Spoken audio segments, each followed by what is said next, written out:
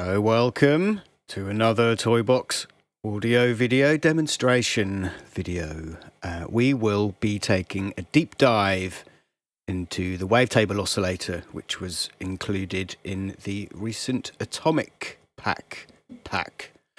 It is an enhanced version of a previous Wavetable we released. I honestly forget which pack it's in, possibly... Was it the designers? Floor shakers.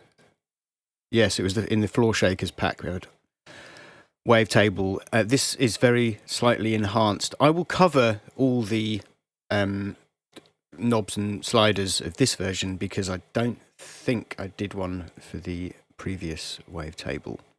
So let's take a look and move quickly through this deep dive session. So here we go.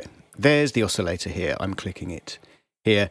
And let's just look at the interface briefly. We have this area here, which shows us the currently selected Wavetable sound. And we can change it with this position down here.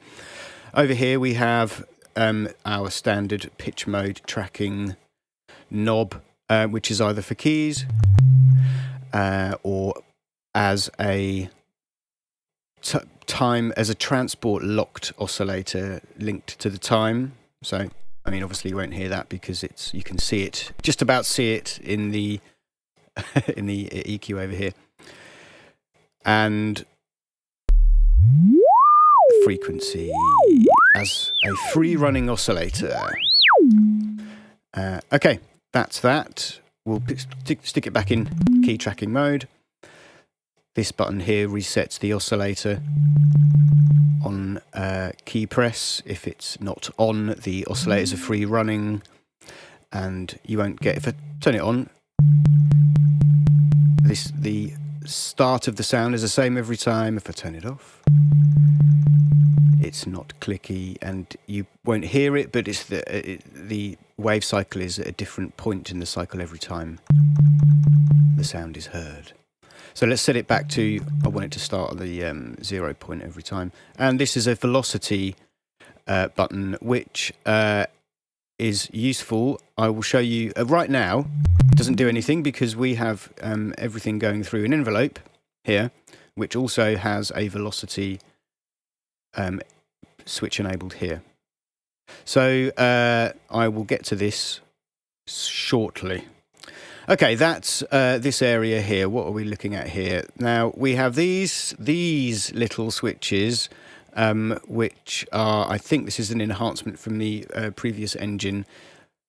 Different running modes, basically. So we have a high quality engine, which, as you can see from this little bit of pop-up text here, we've got the infinite linear oversampling for super low aliasing. And it's the kind of what would be considered the low CPU mode, but in fact it's it's really lovely high quality. I'll take my word for it. We also have an oversampling mode. As you can see, if I click on OS, then we have the oversampling mode, which is 8 times oversampling, which can't be, is not to be sniffed at, let's say, not to be sniffed at. Doesn't actually add that much CPU, which is good for all us people with the creaking old pewters. So yes, and there's the oversampling mode's good for high FM situations and that kind of thing, warp mode situations where lots of harmonics are being generated. And there's a third mode which is called LOFI mode. Now this is actually slightly higher CPU. If you look at my CPU up here, I'm currently at 9.2 at the oversampling mode. That flicks it up a little bit as it steadies itself, only to 10. But as we adjust those sliders, you'll see the impact it has. Let's just move further through it a little bit, and we'll take a look back at that when we have a noise that's more interestingly affected by the this little low sort of engine that we've got. Right, we also have obviously the frame size of the Wavetable engine, and if you select, I think this is quite normal for wavetable oscillators. But if you select a frame size that's larger than the duration of each of the cycles in your wavetable files, then as you can see here, we take 2 of those cycles, for example. So this wavetable, each of the cycles is 2048 samples. But if we make the frame size double that, then we capture 2 of those frames, which is kind of handy for different situations. You can do strange things with it. And as you can see, these might look arbitrary and random, but in fact these are the frames in the wavetable cycle that are being scrolled through. I believe we can probably still cycle through them, but because there's only 8 of them, this little slider here cycles through 4 in a go, this 4, and then it morphs to the second 4 of all the 8. So in this situation, as you can see, we'd be better off putting it back to 2048. And then we can scan the whole length of the wavetable as you'd normally do with a wavetable, smoothly between each of the frames. Okay, and I believe, yes, this can be enabled for smoother, just for interpolating between the wave cycles. Should you end up with a particular configuration that creates clicks, we'll try and do that at some point in the deep dive so we can show how effective that is. Right, let's just look down here for the moment, in this little area down here now. This is the wavetable kind of selection handling area. So we have, if we click on here, we can see the wavetables that are preloaded for you to muck around with, and they can be selected by this slider here. I'm going to put it back on 14 because I noticed that this has the cleanest sine, and a clean sine is good for demonstrating certain aspects of the engine. So let's just turn that off a second. Right, and if we put this back on the sine, and let's just have a look at this wavetable, what we've got here. This is a fine scan through. Oh yeah, okay, we saw these shapes already. That's all good. So we have a fine position and a kind of major position. So depending on the size of the wavetables, these buttons will have different effects. So this position slider goes basically from the beginning to the end of the whole wavetable, regardless of the length of the wavetable. This one, depending on the length of the wavetable, as you can see, even though it says fine, it's scanning quite quickly through, so you're better off focusing finer positional values with the larger knob here. With longer wavetables, of course, which there are some loaded, the fine button, actually let's show. The fine button travels a much shorter distance because there's so many more frames in the wavetable. So when you're looking to find ways to finely tune your position in the wavetable, don't forget the fine slider is all I'm saying. Most wavetables, in fact, all of the wavetables we've released so far, I think there's a couple. We have a couple in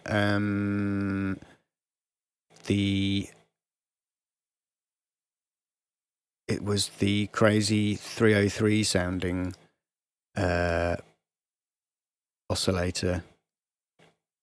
Let's just quickly reference that baseline. This is a wavetable oscillator, but with a load of really cool 303 style kind of squelchy wavetables.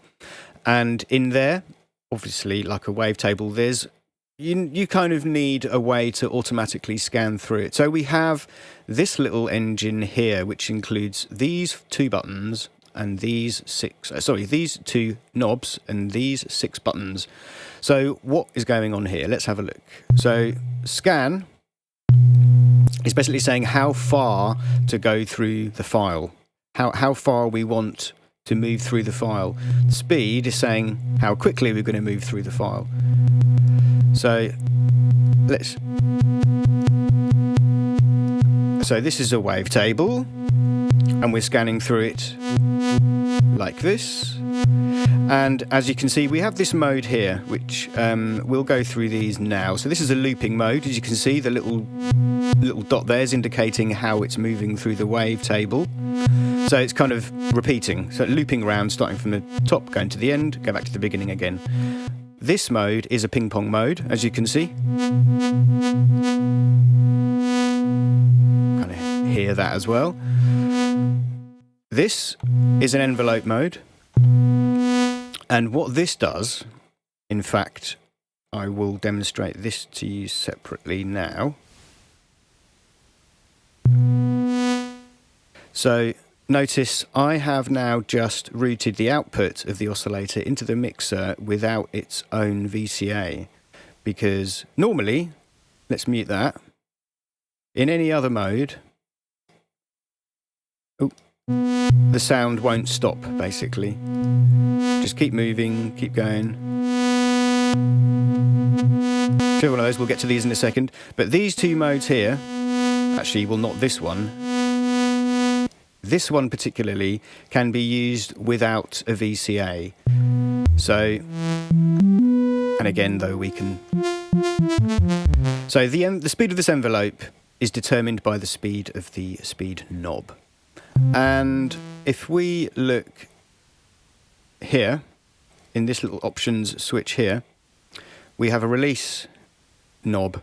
And this is basically, so if we have it 0, when it gets to the end, when it's travelled the time that the scan distance describes at the speed that the speed knob implies, let's turn that off for the moment,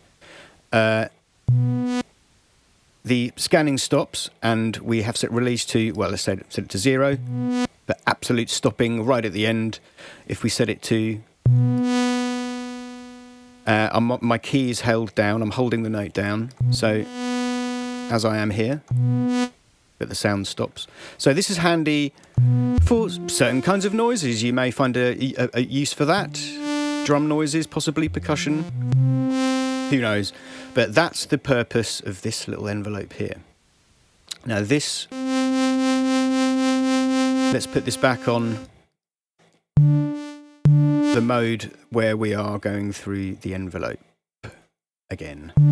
So, as you can hear, we're looping kind of around the last little bit of the waveform. This could be good if you're looking for a kind of natural moving sound. So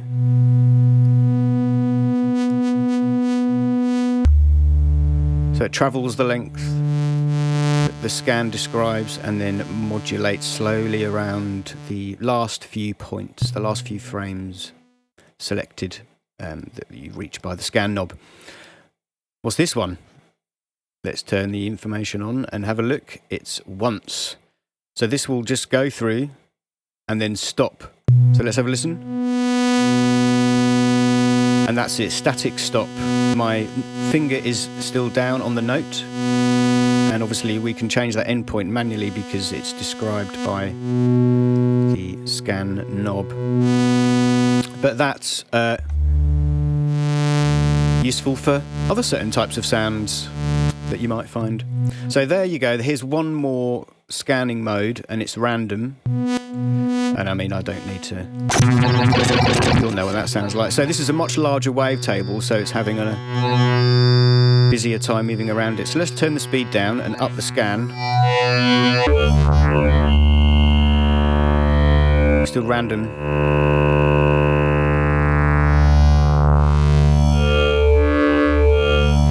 I mean, I don't need to do that. You can imagine the kind of sounds that you're going to get out of that, but... So these are the play modes, and here are and that was the way the knobs interact with the play modes. So what else do we have? We have this little frame over here. What is this one? It is the kind of sonic territory, the let's play with the sound territory with a few bits of maths and algorithms and things. So what is it? So what have we got here? We've got phase. Oh, if I wibble that phase, You can hear the pitch changing. That could be interesting for a later audio rate modulation, wouldn't you say? I would say that, and I just did, and I'm going to get excited about it. We have an FM knob here, which feeds back itself if there's nothing in the FM slot, which is great. So the more complex, or instantly,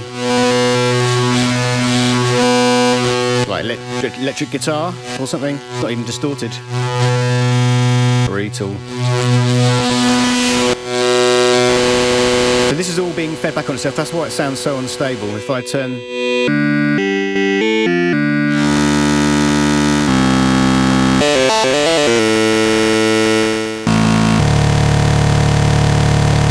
Okay, let's get less excited about that right now. What else do we have here? We have a harmonics knob, which, let me just find a... Well, let's just go to the sine wave and start. So there's the sine wave. Let's make sure it is exactly as it should be, yes. Okay, so here we have the harmonic switch. This is a bank of Chebyshev filters that manipulate the overall harmonics. And you can see how it's affecting the waveform by just examining the wavetable output. It dynamically describes how it's changing the waveform. And usefully, as you can see, I do have a little graphic, a little EQ, little frequency spectrum readout here. So we can see, so the note I'm hitting is, well, I'm hitting a C, which is just below 80. That doesn't really matter, does it? If let's just make sure that's not doing...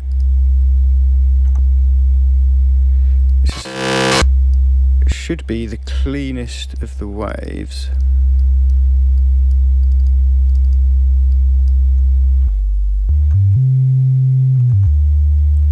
Sure, we can hear another harmonic there, but we'll just go with it as we are. So this is affecting the sides of the signal in different ways using some Chebyshev filters, which I think just square the sound. I think they just square the signal and then turn it down again. We can change the order. So let's just look at what's going on here briefly at the harmonic distribution. So we've got, I mean, I would say that's like 2 octaves above that, isn't it? Let's get to 100, say. And then look at that. So it's the first odd harmonic we're getting, because we're 100 and that's 3. Oh no, it's the first even harmonic at 300. So we can change the way those harmonics are created with this harmonic distribution. So you can see we added the first odd harmonic there. And I think on the other side, the fundamental starts getting turned down and we get a much stronger second harmonic. Let's leave it there for the moment and play with the order. And this again just changes the way the filters are affecting the sound. So put that on max. That's very FME, isn't it? Really loads of non-fundamental harmonics. So there's the root again. Let's put this over to the other side. And we have another tone there, but the fundamental is still quite strong. We've just got some other overtones there. So that obviously those things are best demonstrated with clean sine tones. So that's why we did that. Let's have another look at some interesting stuff here. So we've got our standard, relatively standard kind of wave shaping modulation stuff here. Break the sound, pull it apart, put it back together again. Ooh, yeah, that's the stuff. And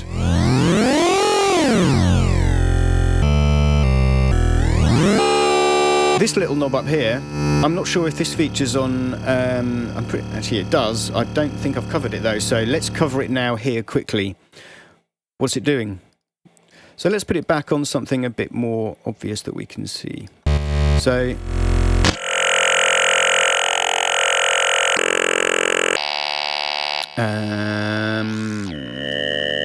let's find a nice simple sound. There we go. That's that's ugly and simple. Let's go with that. So we can bend the sound. These are all wave shaping functions, wave warping functions. Okay, what we have here is this extra little cycle button here, which at the moment, when it's set to 1, we are affecting the entire signal, as it were, the entire kind of wave cycle. As soon as we select another number, we've got two now cycles of the wavetable kind of in the playback buffer.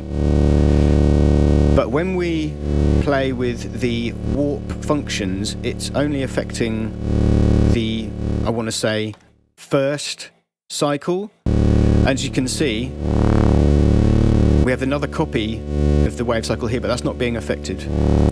And that goes for anything up to 8. I believe we can have 8 repetitions of it, but only the first is affected. Now, think of the ways. This is an oscillator playing, by the way. It's just that every 8 cycles, we've got a synced signal that's like super synced. And we also do the same with this hyper. So maybe we'll put it down to like 2.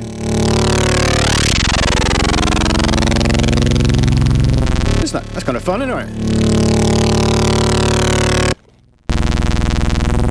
Even at 0, that's very strange. Watch out, there's a plane coming overhead. A digital plane. It's about to crash.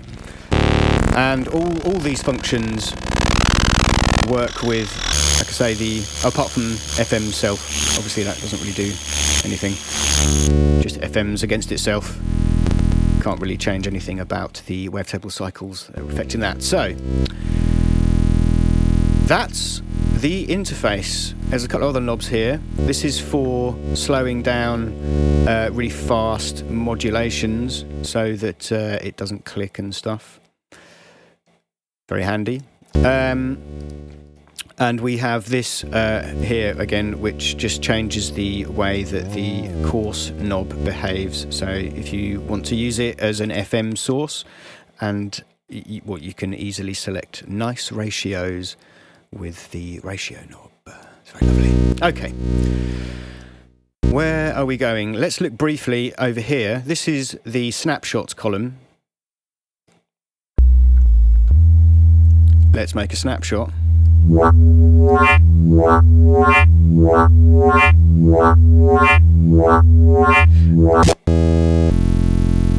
And we can change.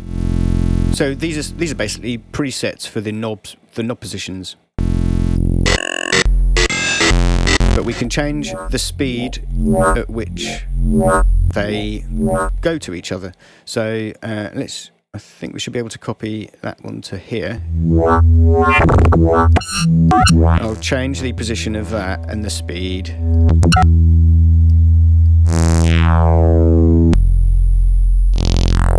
Ooh, that's nice. Ooh. So we've got the speed up quite high. So this is preset 3, snapshot 3. Let's go to snapshot 2, which should smoothly interpolate. There we go. So that's kind of handy for doing fun things. Let's, though... Oh, right, we're still there. Yeah, let's put that back to 0. Right. Right. Now, one more part to look at that you should observe that makes things very fun is this, which is the low mode, the LOFI mode. And you click on the LOFI mode and the snapshot column changes to these knobs here. what have we got here? These knobs say bit rate. This is bit depth. This is sample rate. This is jitter. This is saturation. This is the resolution. So from the top down, we have bit depth. So we can just change the way the engine is reading back the wave cycle files, wavetable files. So it's, what's this, 4-bit, I think I set it to? 3-bit. Nice, grungy. With a more complex waveform. I mean, look, they all turn into... That's lovely! I can hear... all I can hear is vocals and everything. I love...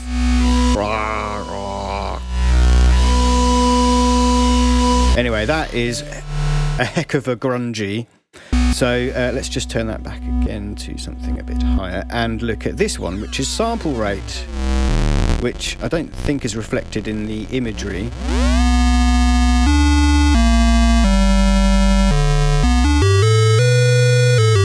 But if you can listen, it's kind of...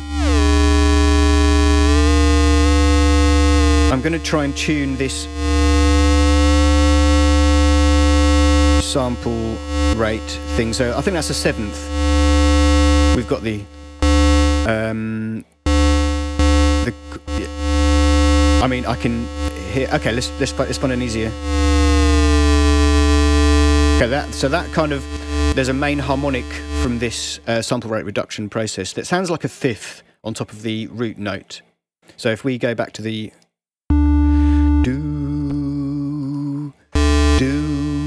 And there's a harmonic...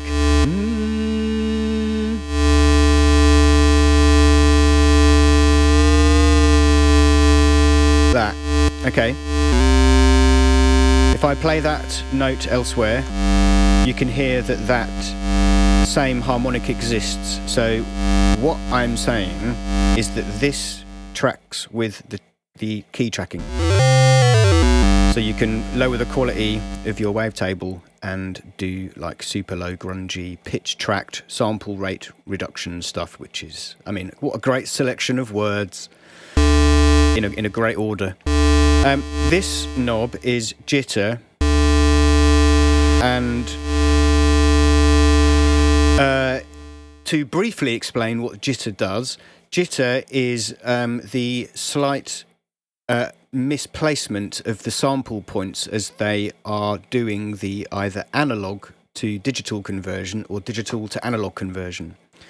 And we always assume that the samples that are the sample points of which there are, say, 44,000 in like this situation per second. Each of those sample points is exactly the same distance apart, which they should be. And this is the kind of thing that studios had a problem with in the last, 20 years when digital started coming in. It's not so much of a problem nowadays, possibly in huge environments where you're trying to keep several different machines, several different, 32 input sound cards in sync with each other, in absolute digital sync. You have kind of clock sources and this kind of thing, to make sure that you don't suffer the problem of jitter, because it kind of introduces like artifacts into the sound, what you might consider to be wrong bits of the sound. But wrong bits of the sound when you're recording like a lovely classical guitar or an orchestra or something like that. In this brutal situation, we don't care about that. In fact, we will exploit that stuff because it makes the cool stuff. So let's...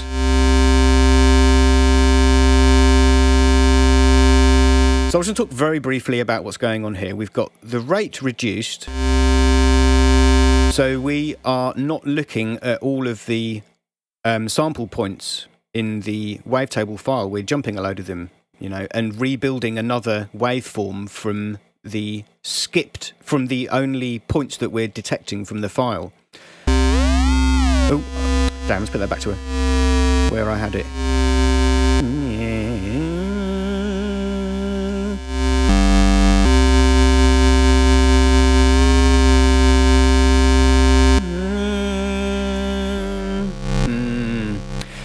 So we've reduced the sample rate from 44,000 to, I don't know, I mean, it's 50. It's about half of it, I would assume. So we should be able to hear the jitter. And what it will be, oh, I can hear it now, it's a very subtle movement. Let's clean up. Let's go for it. If we do it sine wave, it's much more audible. So the sine wave, though, is sample reduced. If you look over here, we can see all this movement gets added into the signal, and more and more and more, and you can hear the jittering, the instability of the signal. We love instabilities in the world of modular. Taken to extremes. I mean, what was the original waveform? Oh yeah, but that's nice. So that's jittering sample points. We can also saturate the signal before we hit.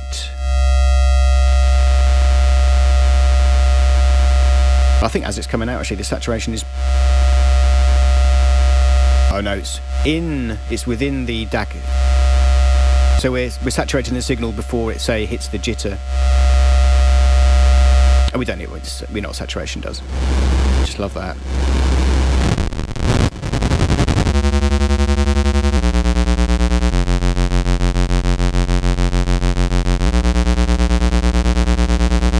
There's like pitch wobble. There's kind of artifact stuff going on. Combine that with low bitness.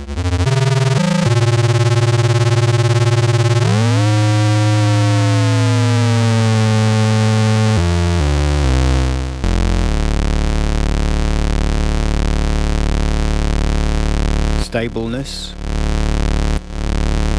Unstableness. Okay, let's look at the last knob here, which is resolution.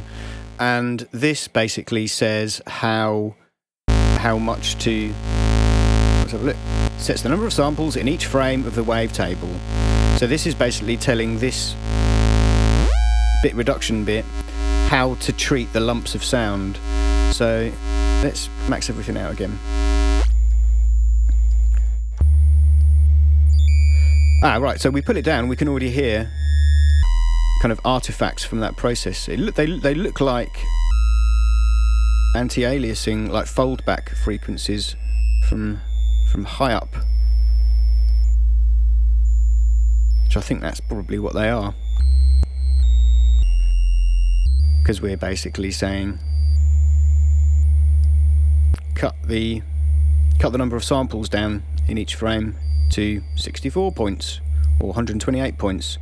When default at the moment, this particular wave cycle, this sine wave, has 2048 points. But we can drop it down to half without much interference, and to a quarter, and then an eighth, and then it starts getting a problem down here.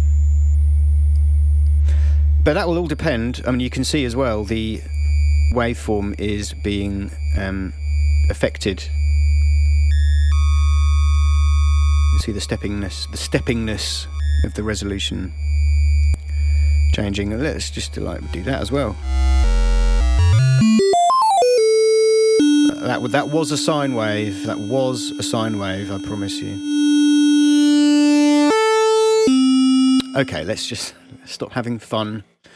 And yeah, there you go. So that's the kind of this bit takes a lot of CPU. So just be careful. Okay, I think there was one other thing I was going to show. Ah, yes. The poly wavetable. Let's just turn that one off.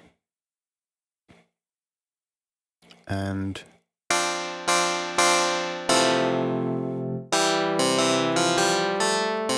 that's what I wanted to show you. This wavetable is polyphonic. And we have polyphonic filters as well at the end here. And, oh yeah, okay, there was one other thing. So we've got an oscillator here. And let's get a sound that...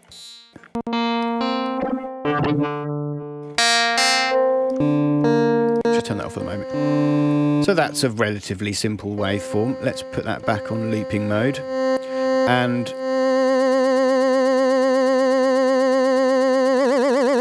Okay, so that's traditional FM. It sounds like that because we don't actually have any pitch being fed into it. So let's feed a pitch into that oscillator.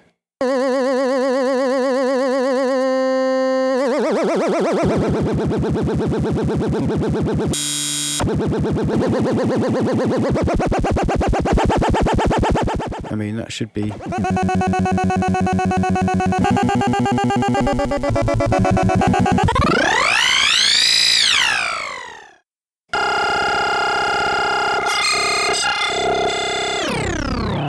Oh, there you go. There's FM.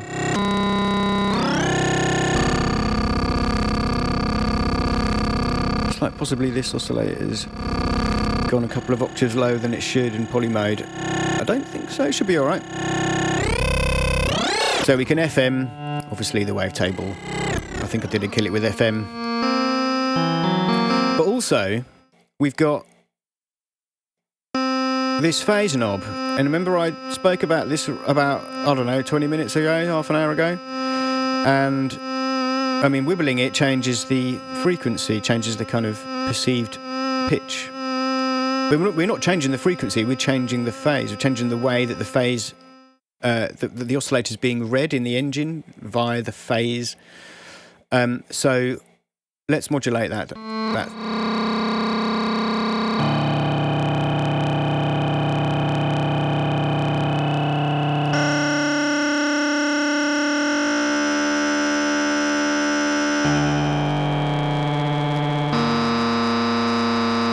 So if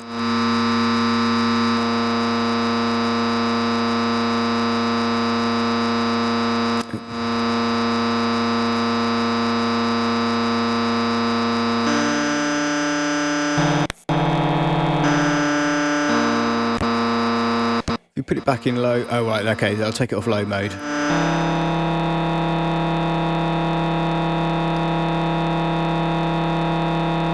And there was... So if you can... Yeah, you can... Ah, right, there we go.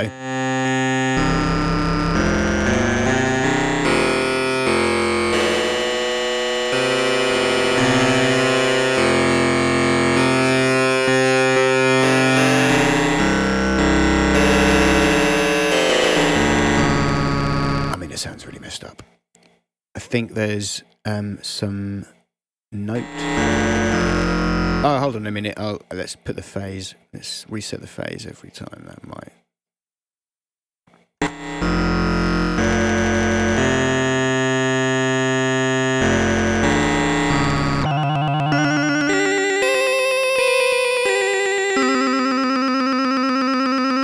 There we go. That was the point. You can modulate the phase of the signal with your audio rate input, audio rate modulation. Make the phase go crazy and change the FM as well. That was the point. You can do phase modulation with the modulation port and also FM with another oscillator in the FM port, which I didn't demonstrate. I was just trying to keep things simple. I think that covers everything. We will briefly do, I will do another video on this polyphonic stuff because that has kind of slipped by, which I think is probably one of our USPs, which is we've managed to achieve polyphonic audio in a monophonic environment, and we're quite pleased about that. So we will cover that in another episode, another point in this series of deep dives. But I hope you learned something fun here.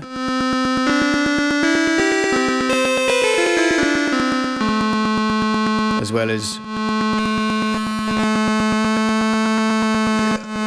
Whoa, yeah. Isn't that great?